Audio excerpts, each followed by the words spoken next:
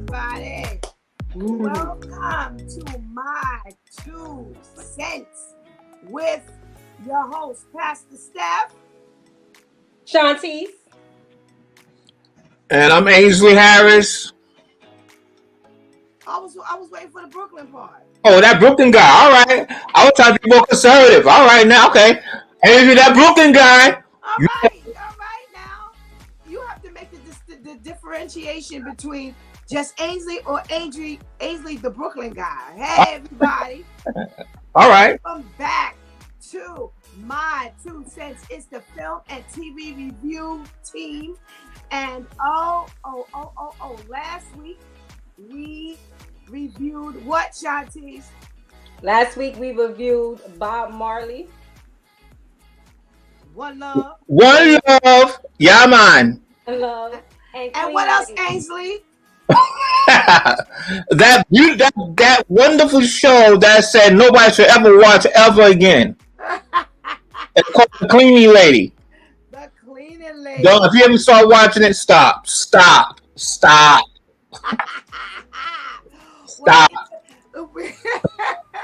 Well, we're about to take on three new shows today. But before we get and go any further, we want to give a big up and a shout out to our girl Anika, who helps us hold it down in StreamYard land, giving you Facebook Live and YouTube. Right, Anika. That's right, Nick. Hey. All right. So if you're in the room, make sure you check in, give us a holler so we can holler back at you. And make sure you smash that subscribe button. I don't care if you are going to look at us and tune in each time we're going to be.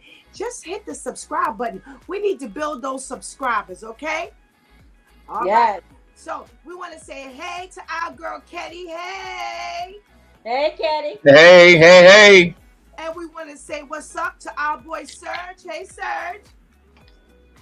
All right. What up? All righty. So this week, we are reviewing Bad Boys, the first installment, 2, The Shy, and 3, Power Book 2 Ghost, the first season. So, what up, crew? Hey, Pastor KL, what's going on? Hey, what up? Yes. Welcome. So make sure you know somebody who watches the Shy, you know somebody who watches Power Book 2, you know somebody who has seen Bad Boys. Call them up. Tell them to come on and let's talk about this thing. All right? Well, we're going to start off with Bad Boys. Now, Bad Boys, we all know, is from what year, Ainsley, my brother? Back in the day, 1995. Woo! 1995, almost 30 years ago. Yeah, it doesn't seem that long. Well, they are preparing for their 4th installment.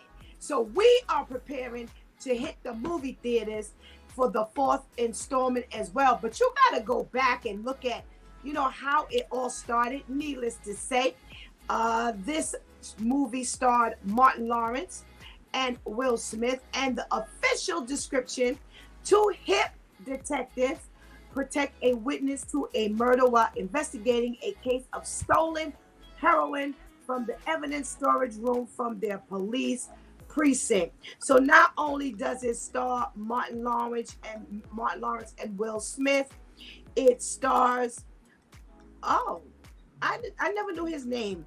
Well, I don't think he starred in this. I'm not giving his name. But it does star Chetsky Cario. Everybody don't know him. He's the bad guy. Also, it stars, where's my boy?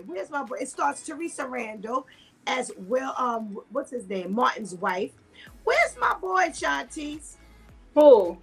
Cat. Oh, Cat? I forgot his real name, which is rare for us. I know it if I see it. So wait, I can't go any further until I get the name. So let me pull up the name, because I gotta get my name. I thought it was gonna be up in the first Watch as soon as you find it. We're gonna be like, that's what it is. Joe Pantoliano. Yes. See? That's what it is. Yes. So you'll see some other familiar faces in this, but all right, I'm gonna give you first dibs at Bad Boys.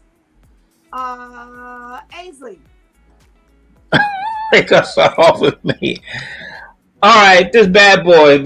I gotta remember. You know, we talking 1995. There's kind of three things that come to mind. First, I'm like, all the stuff that's going on. I was like, what happened to the cell phone? Was it the Saved by the Bells that morning? Yeah, it was no cell phones back then going on right there.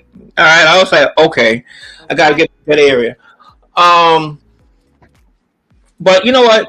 It's like now I look back at it and I'm like, I see what the hype was, but I'm like, does it really measure the test of time? You know, because I'm like, okay, when you take out the movie is about how long? About an hour and a half? I don't know how long it is, but if you take out of order the visual effects, the blow them up, this and that stuff going on, it's only about 20 minutes long. You know what? I'm mad. I'm so mad. Cut his mic off. Come on, we think about. I mean, you know, the chemistry between Lawrence and Will Smith is good. But you know, we take all the, you know, the crash him up, the, you know, the blow up over here and stuff like this. And listen, you remember when we talked about last week? There's always something that goes on in the movie that you be like, that don't make sense, or will happen to common sense.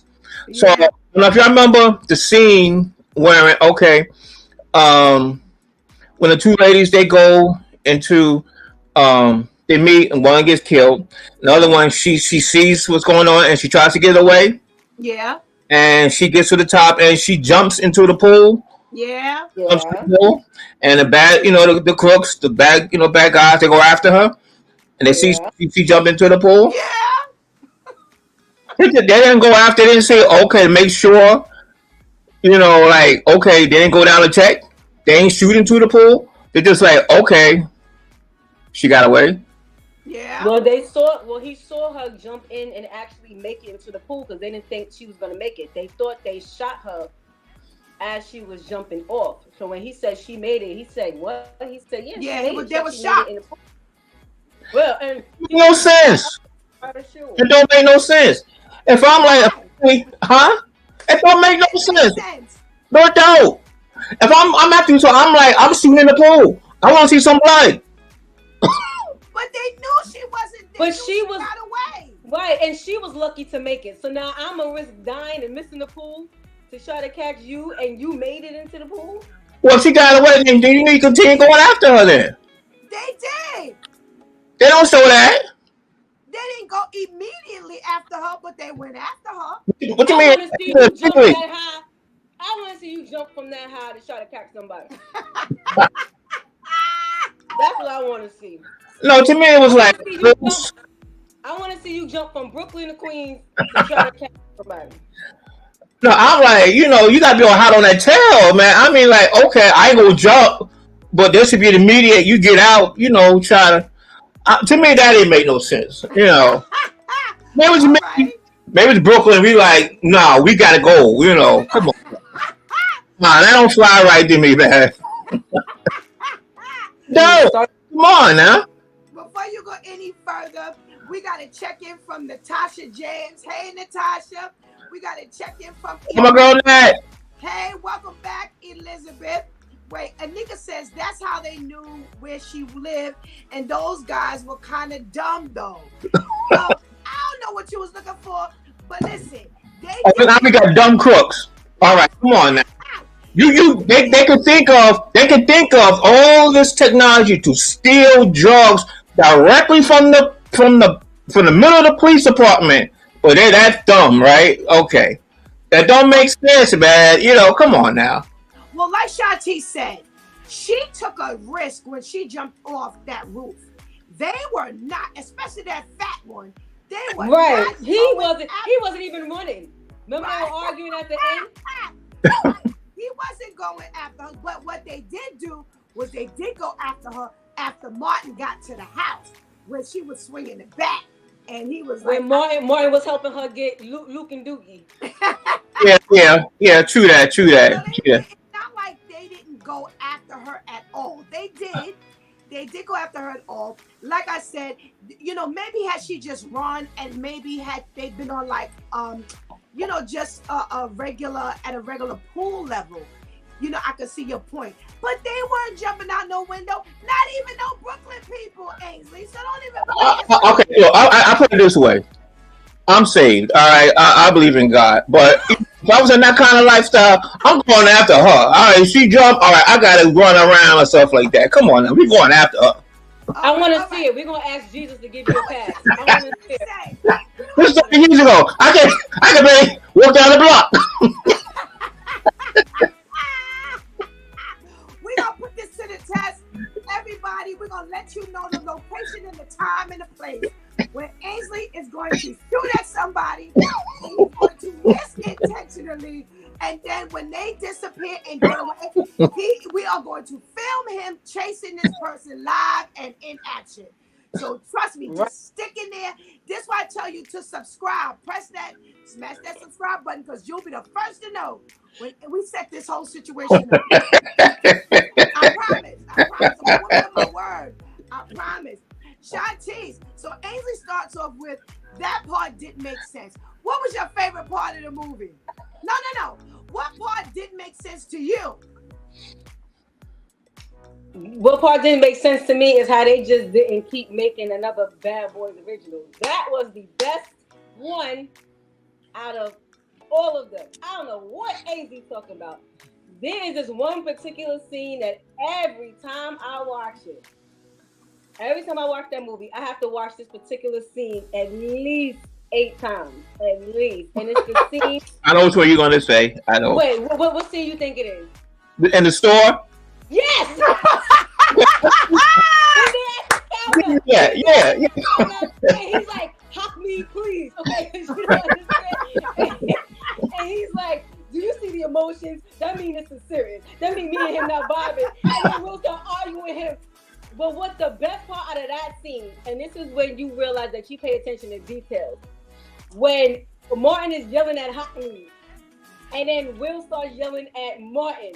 Martin's facial expression as he's turning from Hockney to Will was everything. Yeah. You could never duplicate that. Even if at that moment they said, "Now we gotta do it again," he could have never duplicated that facial expression. That is the best scene in the movie.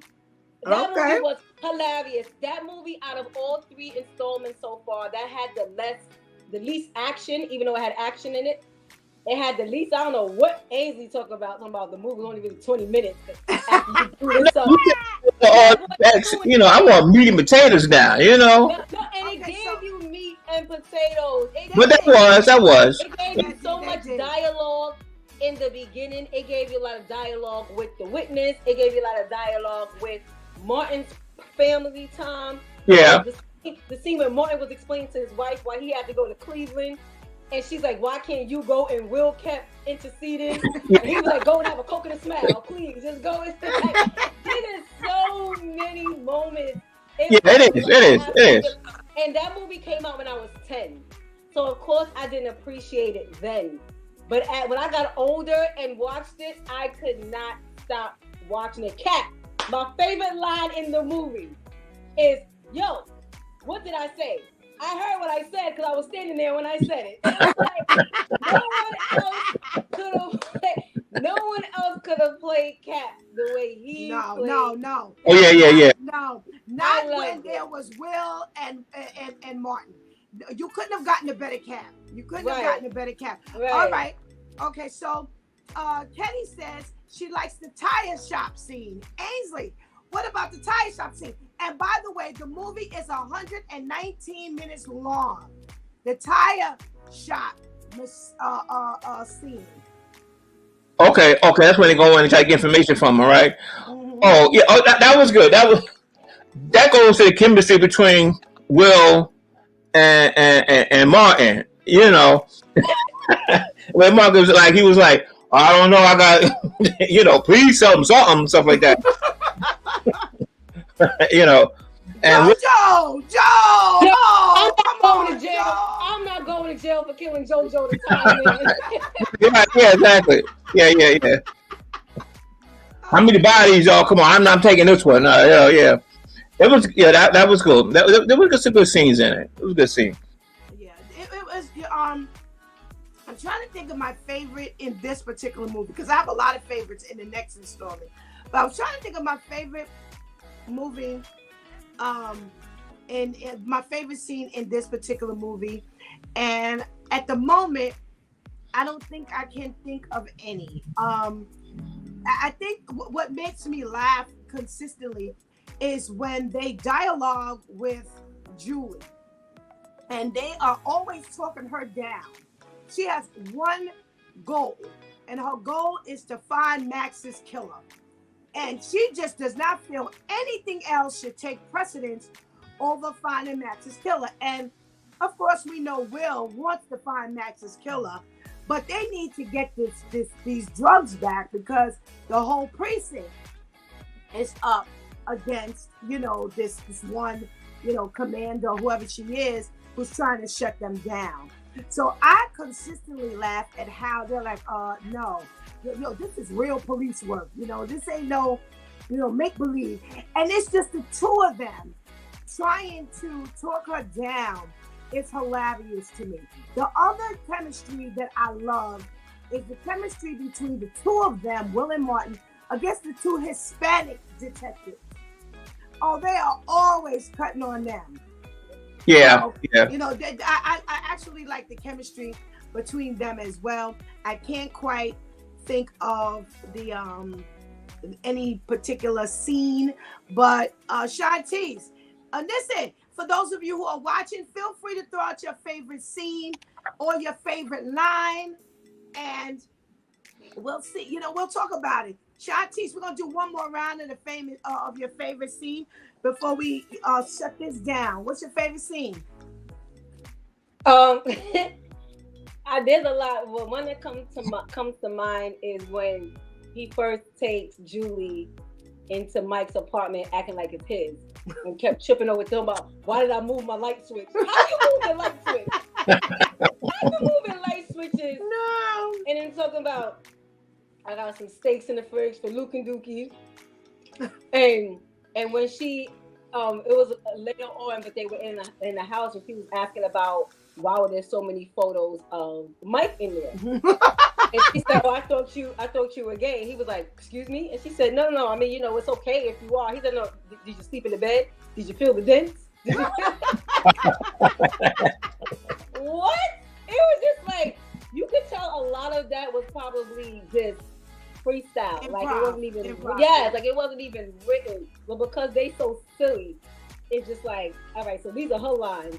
But just give your natural response as to what you're going to do. Like, who's going to write that? Did you sleep in the bed? You feel this? It's from more. Are you so? Yeah. So that was like one of my other favorite scenes. And he says, yeah, I come with the thunder. I bring the thunder.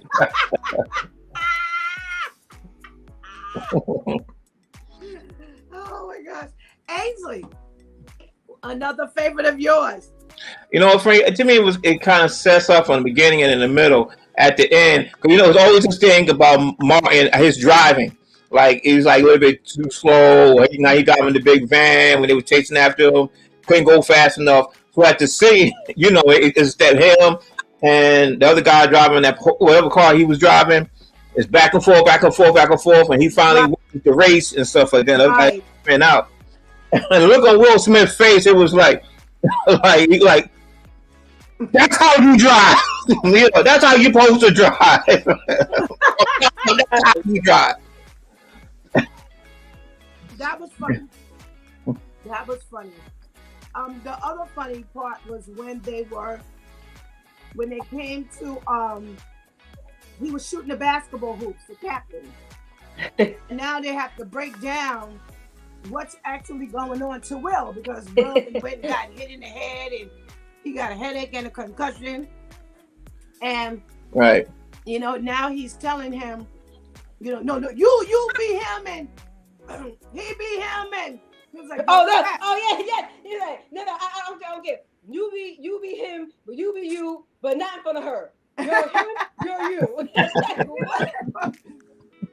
He was all the way twisted. He could not break this down.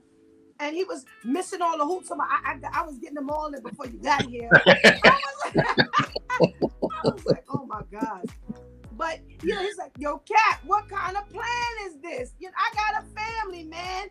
And it's just, it shows the desperation of him just trying to get these drugs back. Whatever the plan is going to be, let's just get this job done. And, the switch up was funny, Yeah. The switcheroo was funny. When Will comes in the house and he sees all the stuff all over, all over the carpet.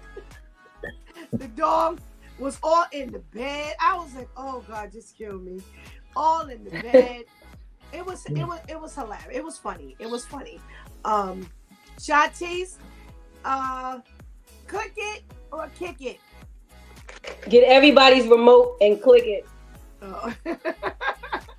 All right. Ainsley, click it or kick it.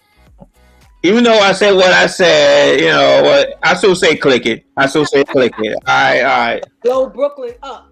Well, I still say click it, click it. Yeah. Okay. Of course, I say click it, and click it. Kenny says click it. All right. So you got a unanimous click it, and a really good throwback to throw up, up on the screen. And it's good to see. It was almost 20 years ago, but 30. Oh wait, 30. Really, Serge? Really? We about to shut this down, and now you come with your comment? My scene is when one of the bad guys said to the other bad guy, "Why you didn't get her and cussing?" The guy was like, "If I wasn't, I would come over there and wring your neck." No. Yes. No. Yeah. You can't bring that scene up unless you're allowed to cuss. It don't ring the same unless you're allowed to curse. Come on now. All right. So Anika gives it a click it. So we've got a unanimous click it. So again, a good throwback. You thinking about going back 20 years? And no, 30 years. 30. Yeah, almost 29. Yeah. And you can still find some laughs. That's the make of a good movie. If you could still say click it after, because sometimes you look at old movies, especially comedies, and it has, Anika says, it stood the test of time.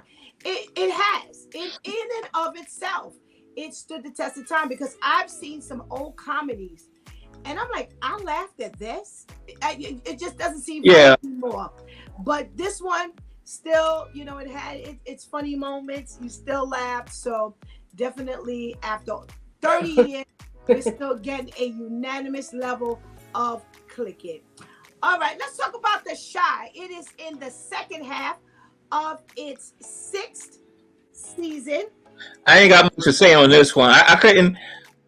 Because I know you saw it from the 6th season and saw that about the ninth episode. So I tried to watch it. I tried to impossible. I said, me, we just watch that. Man, I started watching. I was so lost. I didn't know who was who, what was going on. How you starting the season 6? And I'm like, supposed to go back and catch up. Yeah, but that's a lot of catching up, man. Come on now. I was watching it. I was like, okay, maybe I can catch a little something. Man, I was like, who's that? With Dowder? I was like, oh my gosh, man. Duda. Yeah. All right. So to be fair, because we need 3 out of 3. We gotta have some views. We're gonna put this one on pause, and we're gonna go back and we're gonna watch it from the beginning. So what? We have to. How are we gonna leave him out? We can't leave Ainsley out. We can't do that. We can't do that. I try going a speed track, or something like that, from season 1. No, you gotta Get watch it. up, but you know, All right, all right, all right, all right, all right. We'll go back and we'll look at it after we didn't finish with all of this other stuff. We'll go back and we'll look at the shot. This very well may be their final season, so it'll be, you know, something to talk about. It'll be something to talk about. Let's talk about Power Book 2 Ghost. Oh, Koya Bragg Summer says the shot is fire. It is. I agree, Koya. We definitely want to do my 2 cents on the shot, but we gotta let AZ catch up. yeah, I gotta know who's going on, what's going on, man. I got stuff for episode. I got stuff for. Let me just tell you, Ainsley, everybody dies at the end. So it's different. It's pretty much a different cast at the end that was at the beginning. There have been some shifts. So It's just like Power Book. yeah. But Power Book has been pretty consistent. So Shantice Ainsley had first dibs on Power Book 2. Hold on, let me get my official description of Power Book 2 so I can give. Oh wait, Koya has a comment on it being the last season. It's not the last season. Thank God they already renewed for next season. All right. Thank you, Koya. Yeah. All right. So, Power Book 2 stars Tariq St. Patrick. And this is a continuation from the series, the powerful series, Power. And, you know, I don't know. I want to just talk really quickly since we didn't talk about the shot. I want to talk quickly about the coming in from Power into Power Book 2. What did you think of the concept? Did you enjoy the thought? Did you think it was going to make it? Did you think it wasn't? What did you think? Shantice, I'll start with you since Ainsley had first dibs on it. I was very, very appalled and flabbergasted and upset when they shot the ghost and people that died, and now this whole new pretty much spin-off, but not spin-off, starring the most hated character of Power. And it's like, what are we doing? And I remember watching a preview and I was like, what are we doing? But I have to say, they have outdone themselves. Nothing is gonna beat the original Power series, but they have really outdone themselves.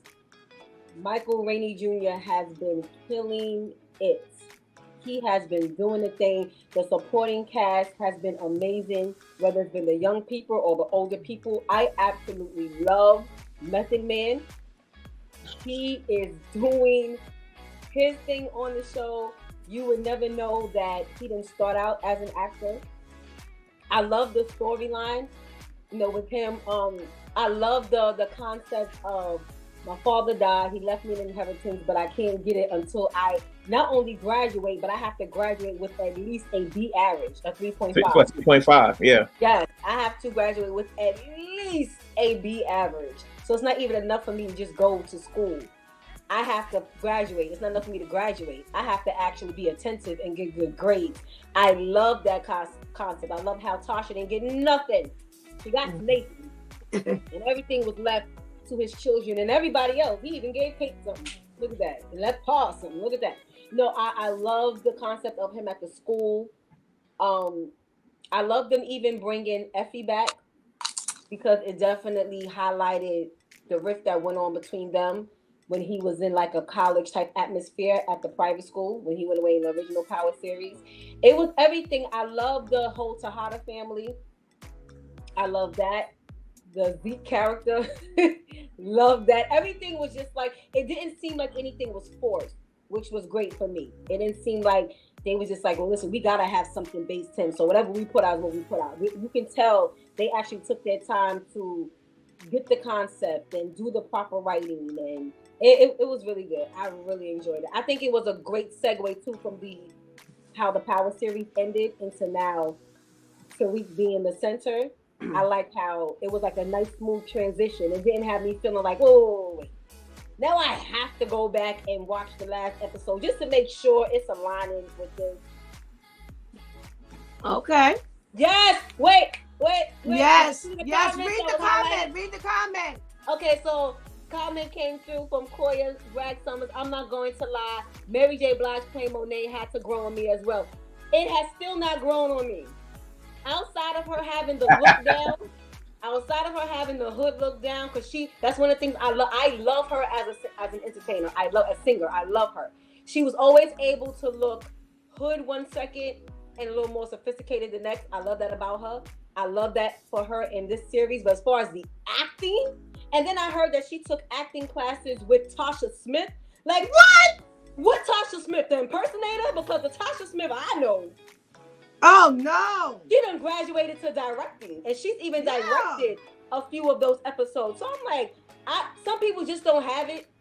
In my opinion, she just ain't got it. It's now about to be season 4, and I'm still like, nah. Oh my God! You know what's funny? Now, if this is what she looks, cause I know Steph was, hey, that's what was like. No, Mary J. No. I was kind of with Mary J. After looking at it again, I was like, I really see where Steph is coming from now. Yes. But now you telling me she had acting lessons. Now I'm like, this is with.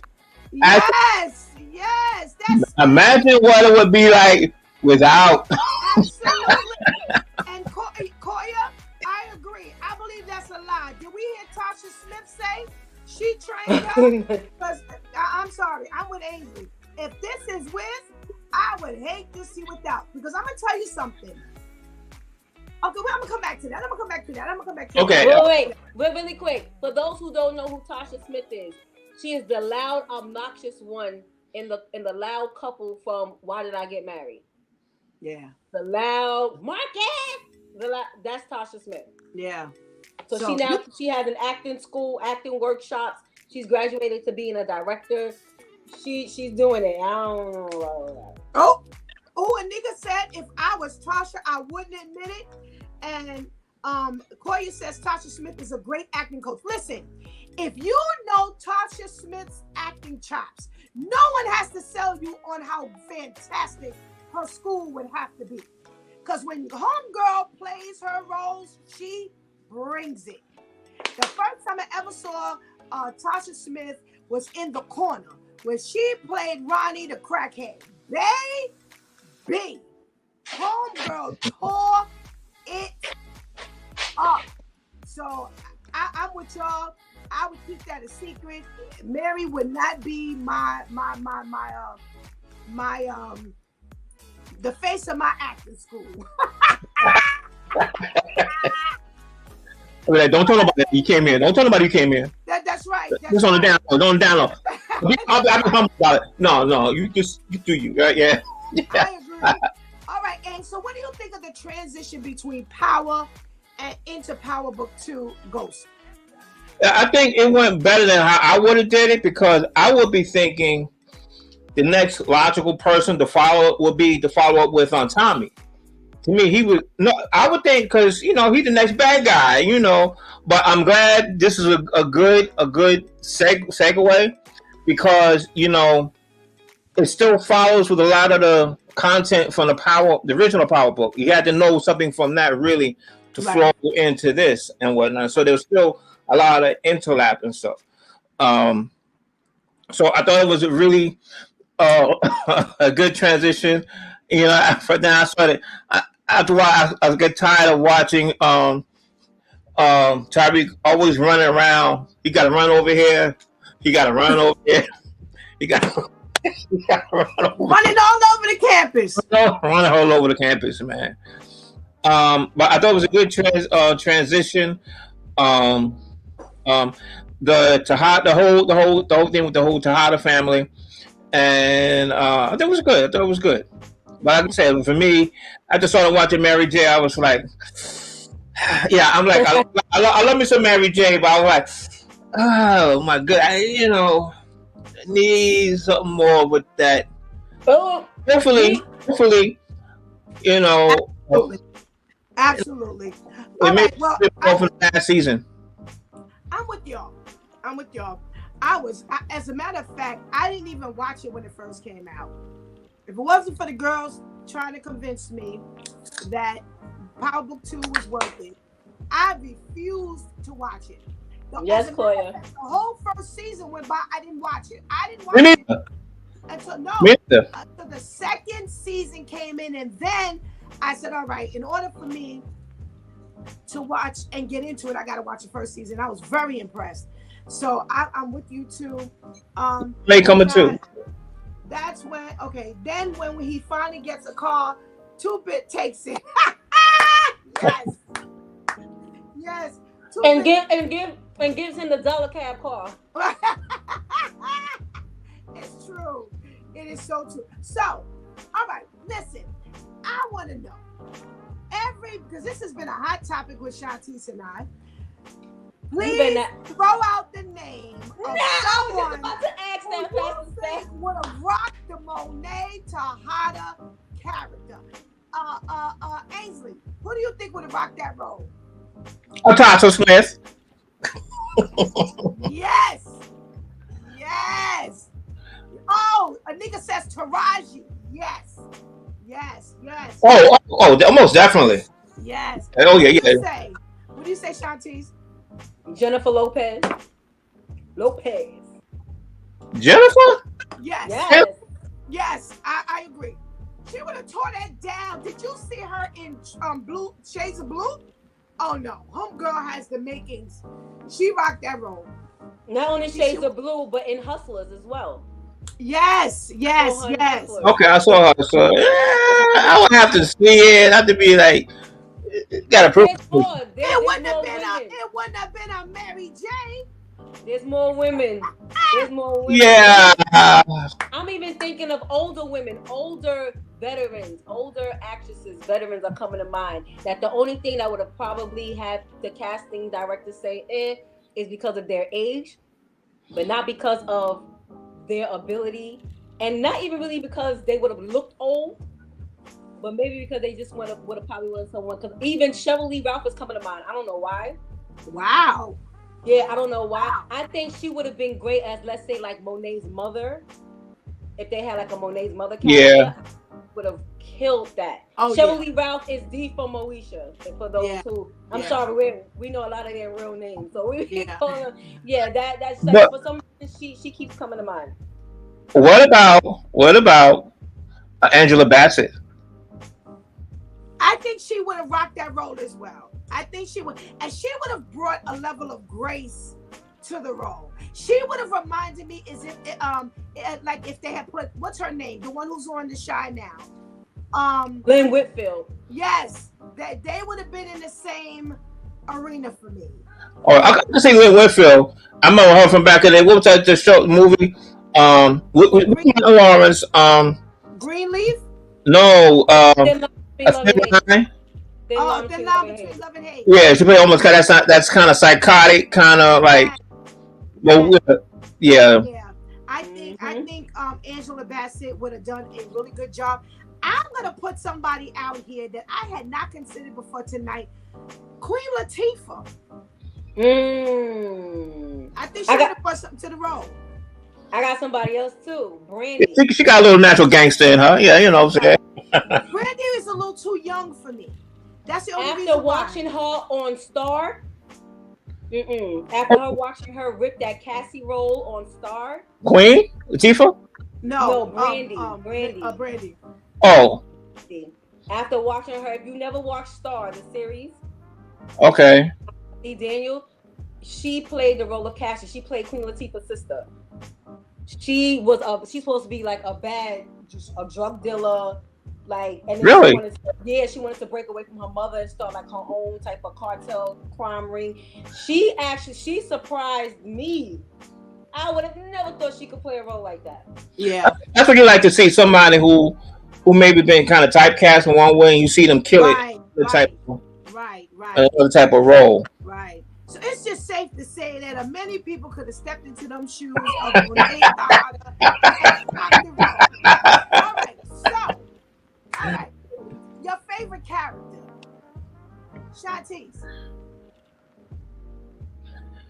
Oh my gosh, my favorite character. I don't know if they're my favorite, but I love Kane.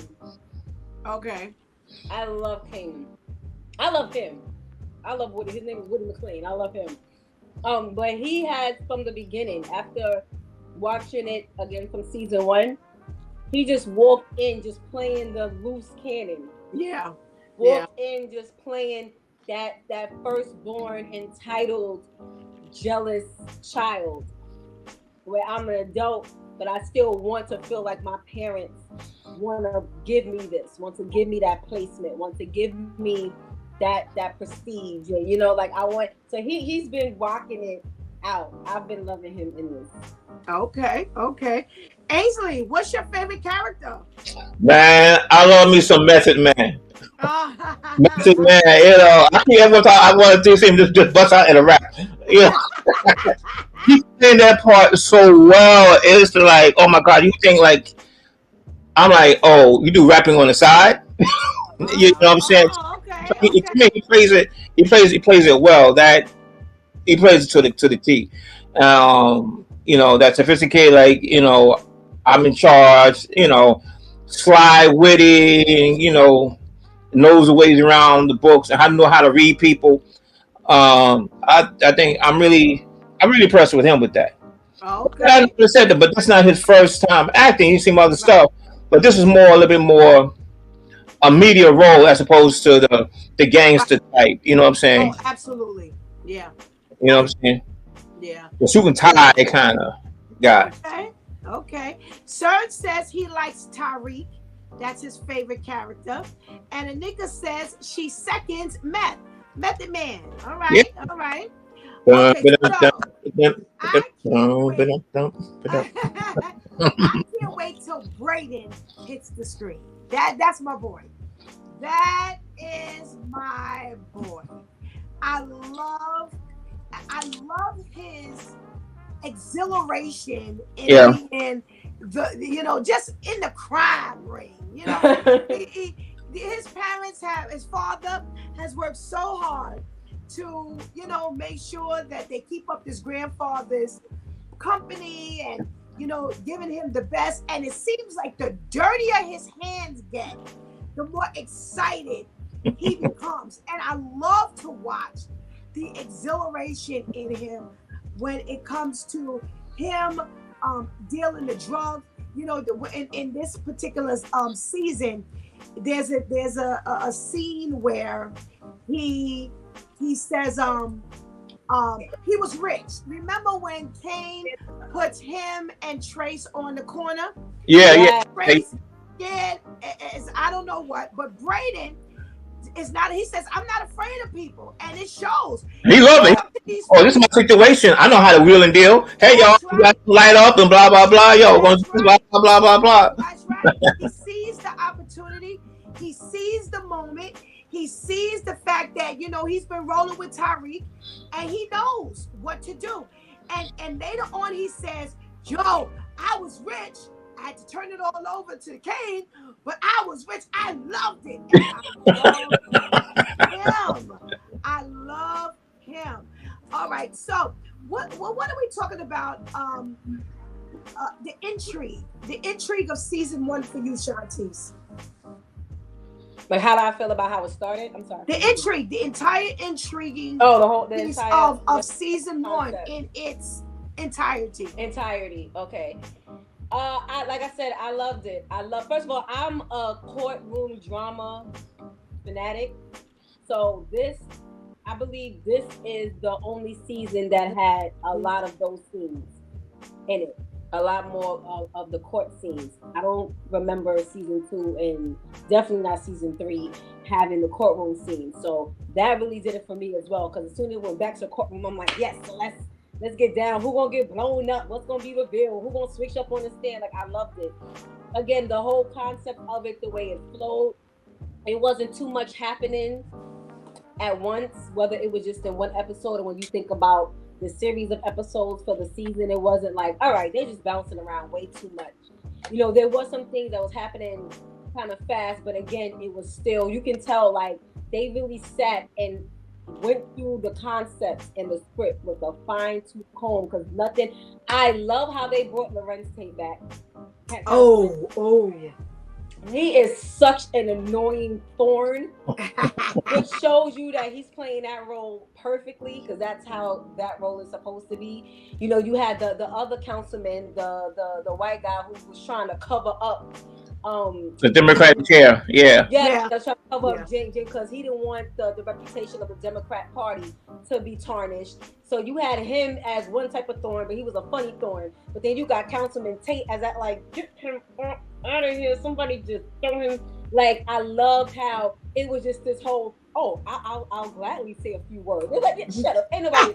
You ain't giving no UG. Sit down, have several seats. And even when he went to go and greet Tasha, the way she like. I know you ain't really fitting to put your hand out. I loved it. So I love Right. the flow of it. I love the way the way the first episode started. I love the way the last episode of the season ended. It was just like, even though it was a whole her crying because she was being taken off to protective custody, but even the way it ended with the courtroom, I loved it. It was dope. Okay, okay. What about you, Ainsley? What's the intrigue about season 1 for you? First of all, it seemed like it flowed smoothly, ending from Power Book. So it flowed, and there was a methodical was methodical how it went through each episode. It got a little dicey at certain time when it's supposed to. Um, there wasn't any of those moments I'm like, okay, that don't make no sense, or. And I'm like with Shantice, I like courtroom stuff, law stuff like that. Everything seemed to really be a point. I was like, okay, the maneuvering with that, sometimes, I know sometimes a lot of courtroom shows they kind of trying to dumb it down to make it a little more easier for people to understand, but they kind of kept it real, so to speak. So it wasn't no fudging. Oh, let me give you the ABC version of this, because it was getting kind of complicated with the back and the forth, and this witness, that witness. So, but overall, though, it was methodical going from episode 1 to episode 10, and so they kept the interest flowing and flowing with that, and when somebody got shot up and you realize, okay, it was just a time. Right. you know, and I was surprised. Thinking about it, I was like, this guy's who's the guy named with the GTE gang? Oh, guap, Oh, guap, no GGTV. guap, Yeah, no guap. he got beat up so many times, almost shot at. That's somebody he needs to be thankful he's still alive so far. You know. But I thought it was I thought it was a really nice flow. It was like, okay, not only I like this. If you like Power Book 1, you're gonna like this Power Book 2, and it leads right into the second season. Okay, okay. Sir says, yeah, he felt bad for little guap.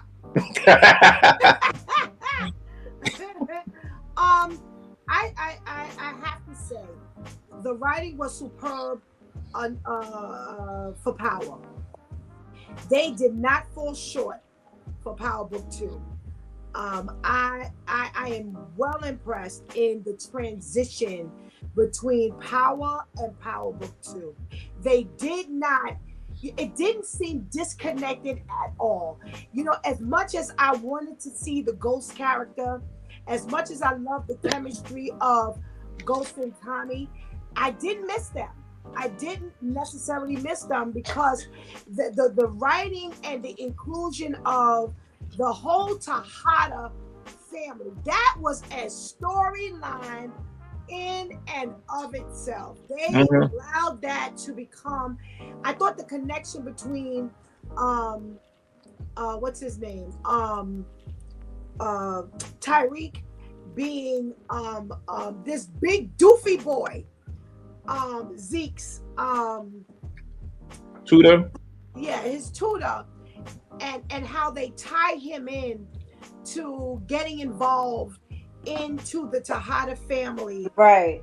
and Tyreek's pushing to be in the mix with the Tejada family, and him not letting up. I thought the threads were so well connected. um, applause for them, which, in my opinion, makes it.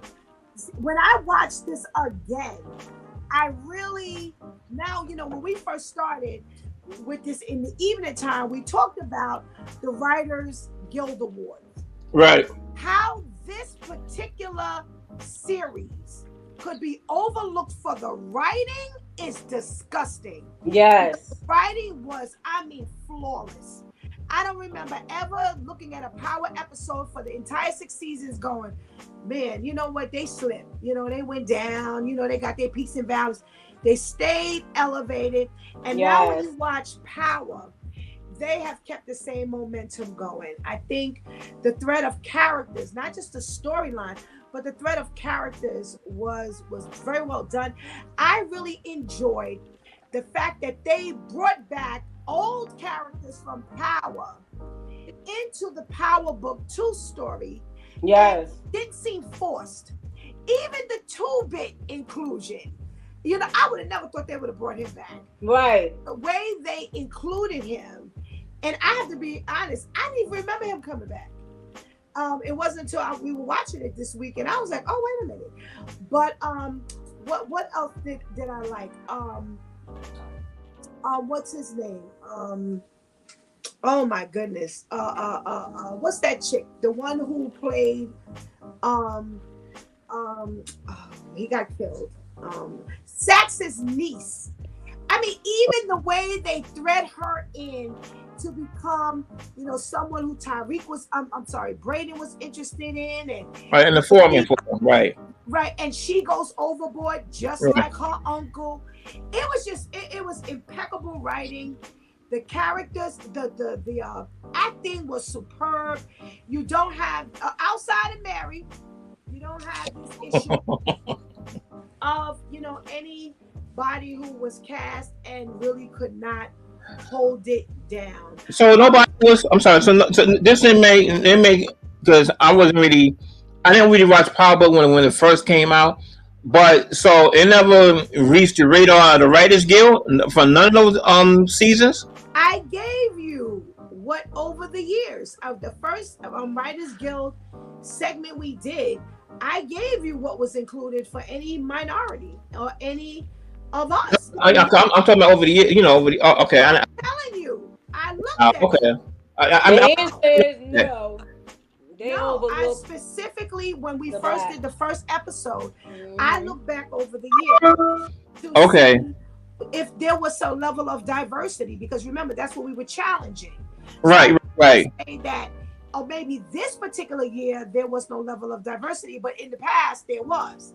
No, none of the Starz series have ever been included.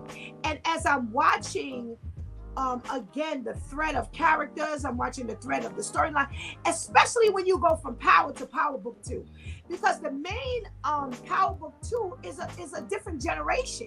Right. Yeah. Could have been a glitch, something like I really don't like, but it kept the momentum. So I'm really, disappointed in the fact that it has not gotten the attention that it deserves. It really deserves a lot of attention. Well, if Power One didn't get it, you can expect that kind of thing, and Power Book ain't gonna get it either. That's right. And they kept up that momentum. They left it behind like they left everything else. So I think we need to make a phone call like, hey, y'all, what's up with that, y'all? What? We'll see. Going into 2025, God spares. Yeah. Included. We'll see. Shantice, we talked about the intro. What is your favorite storyline?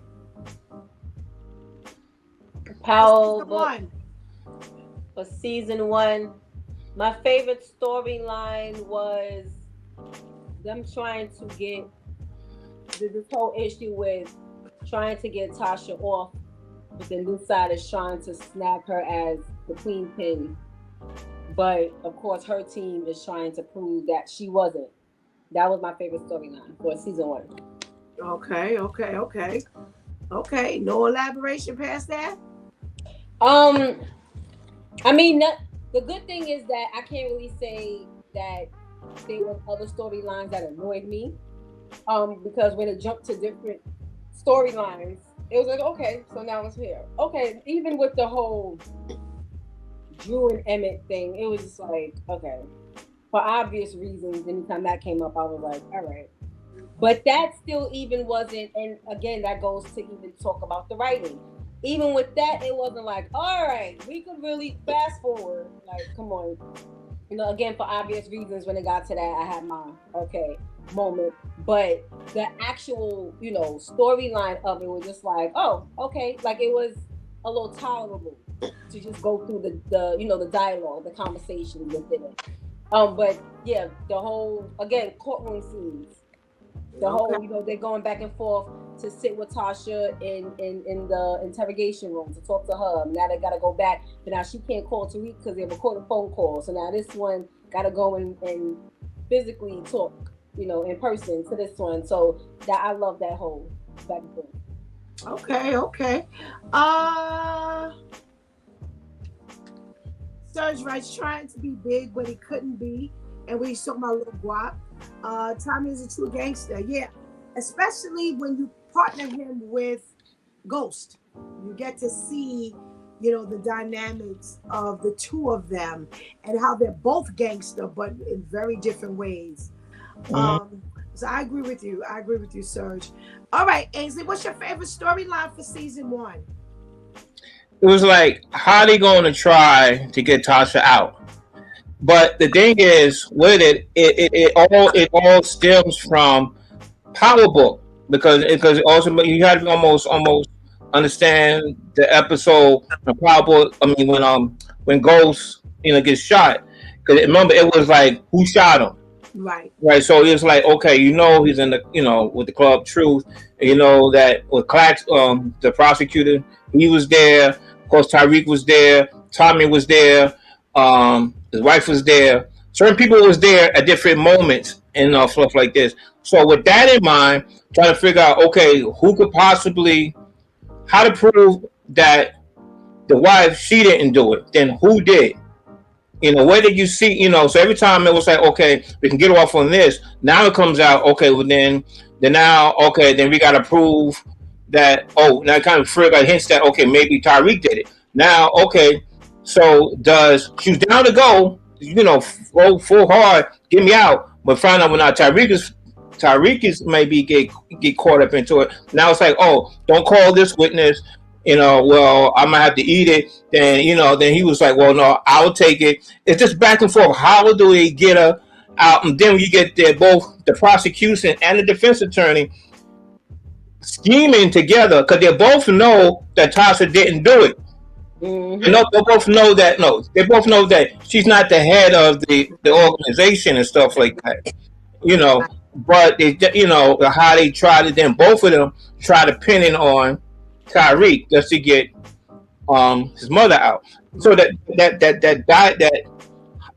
back and forth, how we going to do this, and the twist and the turn, it was like, here we go again. You know, but it was very interestingly done. You know, it was done, you know, quality wise. So it's that's what got to me with that. Okay. All right, Shantice, what was the most annoying thing in season 1?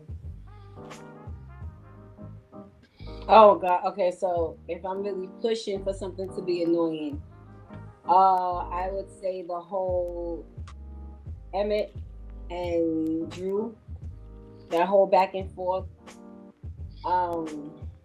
It was just like, okay, again, for the very obvious reason. Yeah, you know, the very obvious reason. And even with that, because even if this was a heterosexual couple, it's like, all right, listen, he don't want you. Move on. You know, it's like, why we keep going back and forth with this, you know? But yeah, so if I had to push, like, okay, what was like something that could have really had me like, all right, I could do without this, would be that. Okay. And then, your Dick's cousin, shut up. Okay, I forgot to answer that question myself, but Anika answers the best part of season 1 for her. The storyline she likes is the struggle Tariq had between keeping his sister and the grandmother. Did we get to that yet this season, or are you in the water? No, we didn't get there yet. That's in the no. You way too far. Mhm. They didn't talk. They kind of mentioned it, but that wasn't really a storyline yet. Um. Starz says Kane was annoying because it's okay. That's to the new question. That's to the new question. Okay. The first, what I liked in the storyline in the first um season for me, I think it was trying to get Tasha out. And I love the Tamika character. I love the role they have her playing. I love her intensity. I love her no nonsense. Like, listen, Sax, if they ask me, I'm telling. I'm not going down. When she saw this whole fiasco go on from the Power series, she wasn't getting caught up. She wasn't Right. getting caught up. And I really liked the way they included her several ways. I really like that part of the storyline. Started off with her being Tasha's attorney. Tasha fires her because she gets too close to the truth. So then they keep weaving her in because Saxton opened up his mouth and told his truth. Then they my favorite part is when they go and they get her to cross-examine Tasha. Yeah. Oh, I tell you, she Oh, yeah. rocks that. She rocks that scene. Yeah. So I love. Oh no, yes, really. She did. And then I like when now toward the end of season 1, Tyreek now hires her to get him off. And at one point, everybody kept knocking on her door. And she was like, why does everybody know my home address? And it was true. How do you keep knocking on her door? So Yeah, I really love that. I really loved how they kept the momentum going. And it didn't seem dragged out. It didn't seem like, okay, well, they still at this Tasha thing. It was quite a few different turns where Sax and Davis were now, partnering up. They now they collide and the truth comes out. So I actually like that. That was my favorite storyline. In You know what? Something went over my head the first time. I didn't realize. When the scheme when Tom he comes, he shoots at the Holly, right? And then I got this whole thing where FBI is watching her and whatnot, and they got this whole car thing going on, and he crashes, and they're like, "Oh, he got burnt up in there." When we see him again, it went over my head that he said, I don't know if you caught it. He said, "Hope is working. I took out 2 teeth." Yeah. Scene. Yeah. I didn't call that the first time around. I was like, I just assumed that there was a body there, but he took out his old 2 teeth to leave in the scene. Like, okay, there was really something to think about. He said 2 molars. That's a back house, Yeah, right. So it just goes to show you how crazy he was. Yeah. And what length he'd go to make them think he was dead or something. Yeah. Parts of his body behind. All right, we're talking about the most annoying scene. Kane was annoying because his homeboy was because he was too jealous of Tyreek. It just wear you out. He was really jealous of Tyreek. Trying to fight between his mother and his father and getting their love and attention. And that was already a battle. And now here comes Tyreek, who's really threatening to take the attention from his mother. So you can get to see how he got to that point. Good point, Serge. Ainsley, what was the most annoying situation going on in season 1? I'm like Sean Teeth with Drew and it was an Emmett. Everett, yeah. Every time, because now I know what to expect, I gotta fast forward through that. I don't want to see that. I'm sorry. I'm sorry. I just don't want to see 2 men kissing, loving up. I gotta fast forward. All right. Okay. Okay. I know it's gonna happen. All right. Cool. I just. Mm-mm. That's for me. That's it. That's Okay. for that. Okay. Okay. The most annoying was all these emotions running high. I don't think I've ever seen a show where everybody was assuming something. Oh, this one is assuming you're talking to this girl. That girl's assuming you're talking to that girl. This one say you got this one in the room. This one here, all of that was driving me crazy. But I have to tell you, the most annoying above all is that Jabari Reynolds situation. Oh, Oh, oh. That was real remedial. That was he crazy. got on my ever loving nerve. What a baby! Oh my goodness gracious! You have this. Let me tell you what was very interesting to me when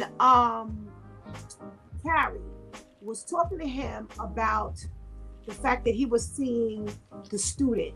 The graduate student. He Yeah. said, well, I started off just like her, impressionable and blah, blah, blah. You never thought that. You never saw it like that. You never saw her being like the younger, student, and he's supposed to be, mentoring her and the professor, and she gets caught up with him emotionally. You never see that. So I thought it was really, really interesting, a really interesting plug, in addition that they actually put in there. He annoyed me because he needed to know what was going on with her. He annoyed me because he needed to know what was going on with Tyreek.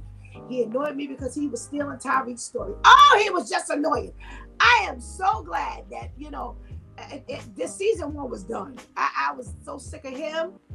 I was so sick of him. He was the most annoying thing to me. He was worse than Mary J. Blige's acting. Oh my gosh. He was. That's low, man. That's low. Yes. Right. So That's mad. That's big man. All right, Shantice. Last thing, the funniest segment in this season 1. That's coming to mind automatically is just how annoyed Tyreek would get when he would get back to the dorm room and Riley was there. Just like his reaction, like the time when it was the sex week episode, and he walked in on two in the bed. And he's like, "Y'all look like 2 raw chicken cutlets laying up in that bed." Like, what are you talking? But he said it with such annoyance in his voice and the look on his face, like he was just over it. He was like, "Yo, I told you, don't bring her back over here." Like he would, like if he had a slingshot, he would have just put the desk on it and just shot Riley in the forehead. Like he was just over it. I think that was coming to mind. That was the funniest. Just his him just being over her being around him. Like I don't want her around me. Okay. Ainsley, the funniest segment in this season. Oh no, there's not really something really funny. It's not really a funny show. But to me, one of the most satisfying little moments though was the double came when he went to go see his father after he hit his mother. It was like, okay, here we got this young, he's basically a killer, right? And now you got to fix his father and whatnot. And I was like, okay, how is he going to be disciplined? You can't let that stand. As a man, you can't let your son go put his hands on your wife, his mother, like that. It ain't going to stand. And so it seemed like, okay, they talk, but when they saw us to leave out, you see, okay, he's set up, he gets closed in, and, the correction officer, that they tap him up a little bit. And I was like, yo, he deserved that. He deserved that. And he knew he did. No violence, but he deserved a little something, something. It's true. I agree. He deserved it. I was like, okay, he got to have a little something, something. He just can't be over rampant, and that you don't put your hand on a woman. No. So, so that was kind of a little satisfying. I said, all right, he got a little bit, yeah. I actually funny, but it was like, okay, yeah, okay. I actually liked it. I thought it was a nice show of I'm still in jail, but I'm still gonna make sure you respect your mother. You know, we draw the line, and the line has to be drawn, and I'm gonna deal with you. I don't have to put my hands on you, but I'm gonna make sure Right. you're taken care of. Right. And No you're matter doing where I'm at, where you at, yo, listen, that's what I right. say goes. Right. So I actually liked that uh since okay, so Shantice's part of the two of them together was funny. The most satisfying for me is when Kane wanted Tariq dead, and he thought that the guy was gonna kill him. Oh, When Kane and when Tariq showed back up in the bleachers, yeah. oh, he was Like, done. Oh, he was finished. It was like he just couldn't even focus. I think he kept saying, "Yo, you back here?" So it was really that was a very satisfying moment for me, with the fact that no, you ain't getting rid of him that easily. I don't care what your mommy and daddy issues are. Right. Oh, you know what, no, I liked it. I liked it. I liked it. Shanti, since we went that direction, what was your most satisfying segment or scene? Was when Tariq blew Sax up for being at Truth Tonight. Oh, yes. I was like, you kept pushing the envelope. Did you really not think this boy would bring this up after you put him in this position? You put him in the position for now all eyes to be on him. You really don't think he's going to turn and not easily drop how you were there? That was something y'all agreed on in the original Power. That I won't say I saw you there. No, you didn't. Yes, I did. I saw you there with the gun. You don't think I saw you? And Sax pretty much left him alone because of that. So now you're going to get beside yourself. And you all now flabbergasted because he's bringing this up. That just like had the judge like, wait, what? I loved it.